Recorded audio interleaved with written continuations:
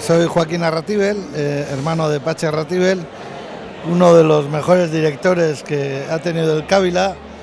Es un honor para mí continuar su casta, continuar su memoria. Intentamos de alguna manera seguir ese espíritu carnavalero, seguir con las piezas de carnaval que para nosotros los de Tolosa es como las nanas que cantan a los niños en las cunas, las sentimos desde muy dentro y en cuanto oímos las piezas de carnaval nos tiembla todo el cuerpo por dentro y nos sale nuestro espíritu de carnaval, aunque estemos muy lejos de Tolosa, ¿no?